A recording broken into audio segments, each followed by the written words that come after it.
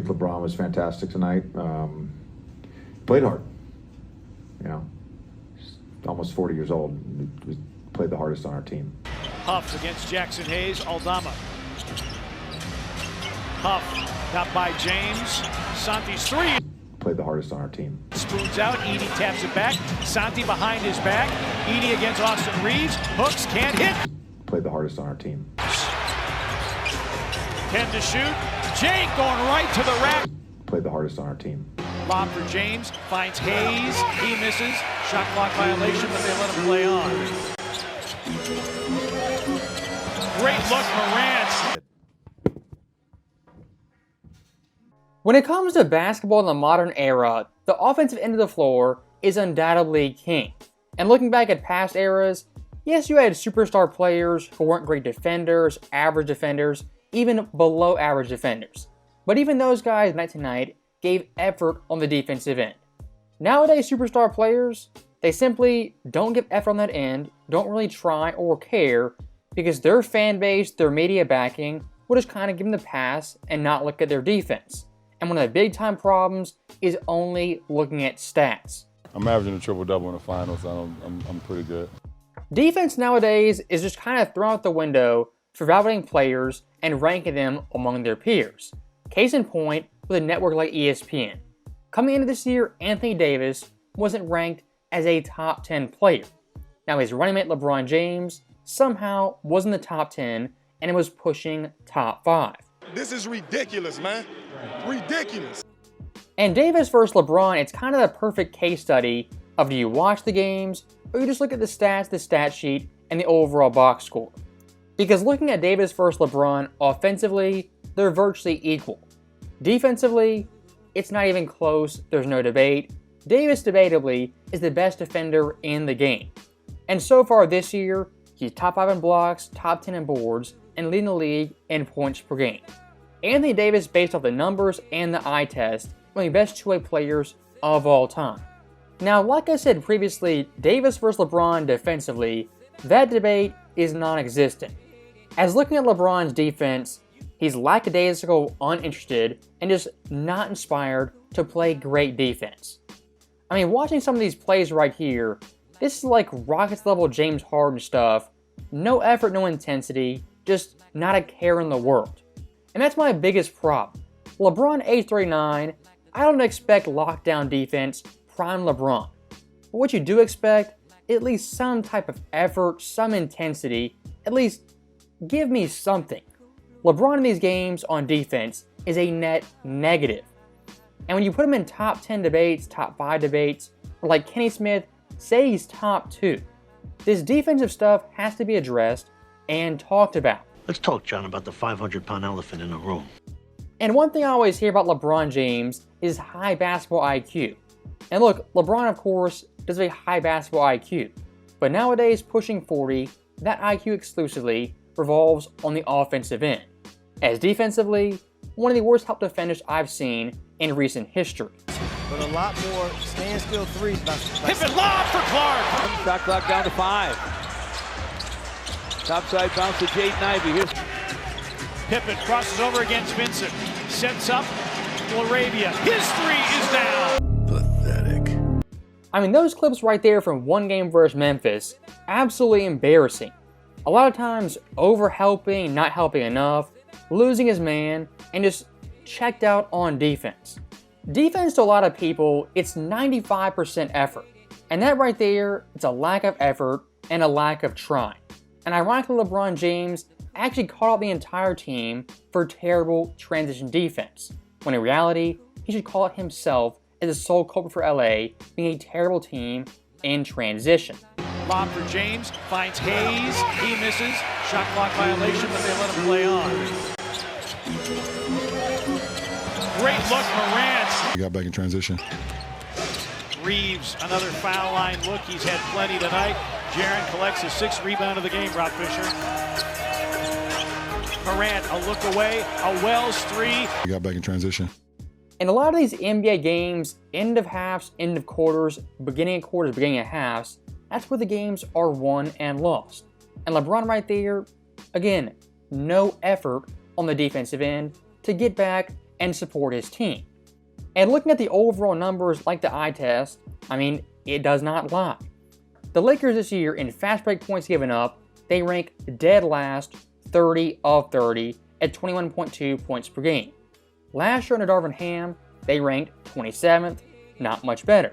2023, the same rank, 27th, and then 2022, second to last at 29th. That right there is 4 different years, 3 different coaches, but one constant, that being bad transition defense. And you gotta ask, who's the culprit of this big time problem?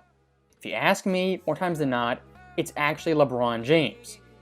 And one more thing I do want to address is LeBron's speed and movement on the defensive end. In a lot of these games LeBron does, he'll switch screen, just sit in the corner, and guard some irrelevant player who's not involved with the offense. As looking at LeBron's speed on defense among qualifiers, 2022 was bottom 4.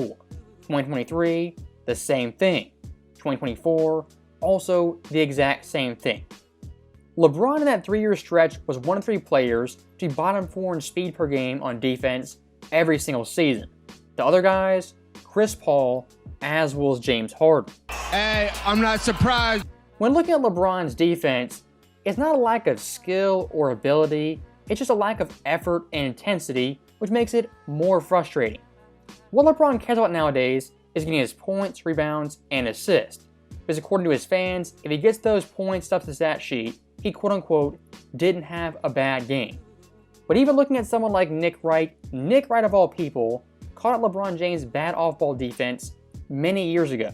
Where it lagged last year and where it lagged in the regular season the last few years with the Cavs was his off-ball defense was lackadaisical, was at times he almost seemed like he wasn't paying full attention on the court. When LeBron played defense in his prime, the way he dominated on defense was really playing free safety. And nowadays, kind of does the exact same thing. But unlike in the past, isn't locked in like Miami LeBron or early Cleveland LeBron. And a lot of these plays just kind of in no man's land, not contesting, helping, or guarding his man on the perimeter. A lot of times LeBron is just kind of a body, someone out there, taking up space. And of course defensively, if you're doing that, you're not doing much. And looking at last year's first round series versus the Nuggets, I mean LeBron's defense, it was abysmal. Did he get his offensive numbers? Of course he did. But in the big time moments, the crucial games, LeBron's defense had lapse after lapse after lapse. In the finals last year against Denver en route to their championship. Inside, isolation against Davis. Help from Hashimura. Jokic. 2 points for Davis. The next leading scorer for the Lakers is James with 14.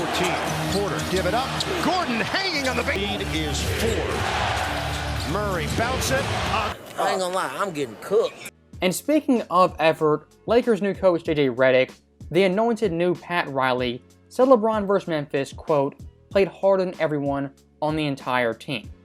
Now, Redick saying this it's absolutely asinine, but the media actually covered for Redick, saying his comments were actually positive and encouraging, holding the entire team accountable, minus LeBron James. As head coach, the Lakers have dropped 4 of their last 5.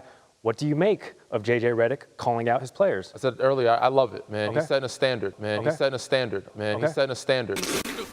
So that right there, of course, absolutely hilarious. Danny Green, former LeBron teammate turned ESPN analyst, of course, loves Redick's comments, calling the entire team, except for LeBron James. Now, Redick, of course, has been anointed as the next Pat Riley. Let's make one thing clear. Redick is no Pat Riley. He's better than Darvin Ham, he very well could be. But at this point, Redick is a rookie head coach and an inexperienced head coach. Redick right now is in the honeymoon phase. When things start going south, this year or next year, Redick will be blamed and tossed under the bus. As you remember back in the day, Darvin Ham, Frank Vogel, even D'Lo, Vanderbilt, someone like Gabe Vincent, those guys at one point were in the honeymoon phase and LA fans were in love with them. For this year though, I think it's pretty simple. They can't blame Darvin Ham, Frank Vogel, anyone like that. Who they're going to blame this year is first D'Lo, which they're already doing, and the next, it'll be Rob Pelinka. And don't forget, Pelinka just last year in the summer, he was dubbed the winner of the offseason and branded as a genius for the Lakers signings and their moves. That's how quick LeBron James teams move. One summer you're a genius, you're a savant ahead of the game. The next year you're inept, you're stupid, don't know what you're doing. That's how fast things move on LeBron James teams. Ask Frank Vogel, Westbrook, Darvin Ham, ask D'Lo. The LeBron James scapegoat carousel always keeps on moving. So that right there is the end of the video. My overall point is pretty simple. LeBron James nowadays plays absolutely no defense, but the media, ESPN, the Lakers especially, will never call him out for not playing on the end of the floor. As always, thank you guys for watching. Hope you enjoyed it. I'll see you next time.